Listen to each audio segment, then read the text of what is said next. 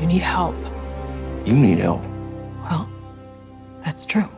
Roman said you lost a twin, so you know what it feels like to be split. So I wanted to start with a question for both of you about some collaborators, beginning with James, because I watched Twinless and I walk away thinking this movie can only be directed by this person this way. So can you each tell me something you saw him do on this set that maybe speaks to that singularity, why Twinless feels so uniquely his? I was only there a couple of days, but you know the minute you walk onto a set what the temperature is and what the function level is, and it was just immediately super high functioning, really calm, really creative. There was no, in an indie film you have not a ton of money or time, and there was no kind of sense that you couldn't feel the panic even if there was some, and that's just consistent with what I felt in the script reading it. I just thought this person knows what they want, and that's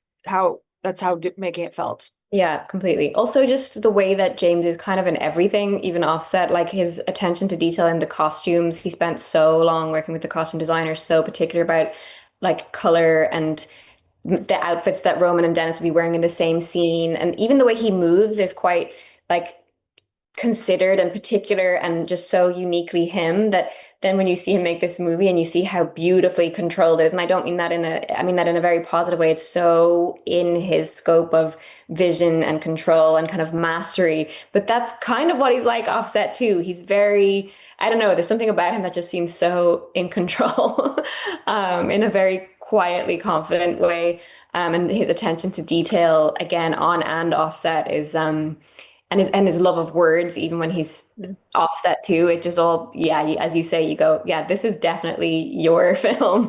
I have so many follow-up questions. Aisling, something you just said made me think of this. When he is not in a scene with the two of you, what is James's monitor dance? The thing you see him doing behind the monitor that signals to you are absolutely crushing a take. Oh God, I don't. Not super dancey.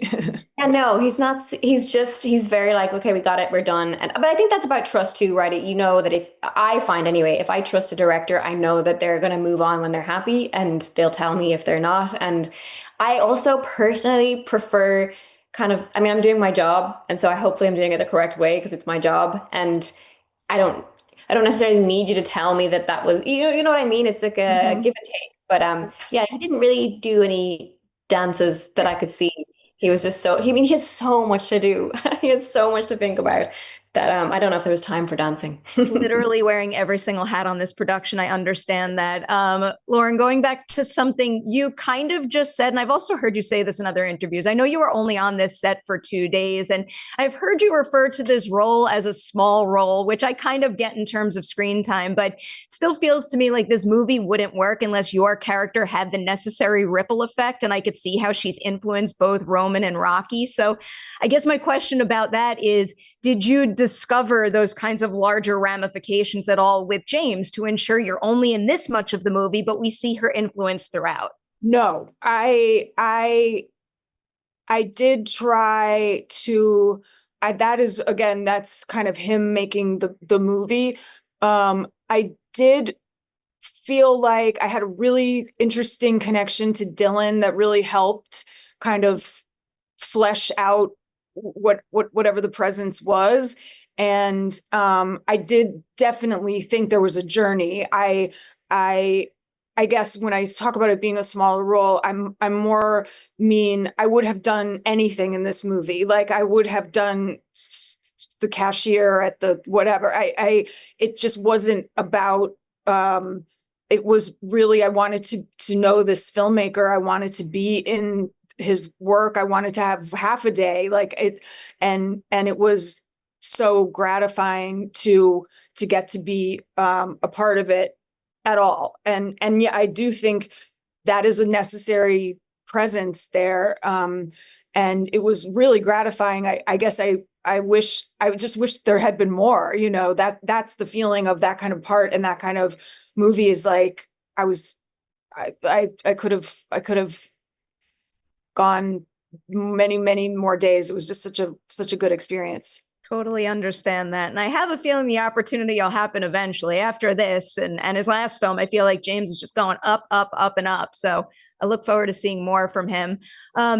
Aisling, I'm a massive genre fan, so it's probably no surprise that I've watched a lot of like Speak No Evil, The Nightingale, stop motion. And when you popped up in this movie, I was so familiar with your work, but to be completely honest, your first minute on screen, I didn't even realize it was you. So was the fact that Marcie was so incredibly warm, lovely, and cheery a primary draw for you here? Wow, okay, you just made my day, firstly. I mean, that thank you.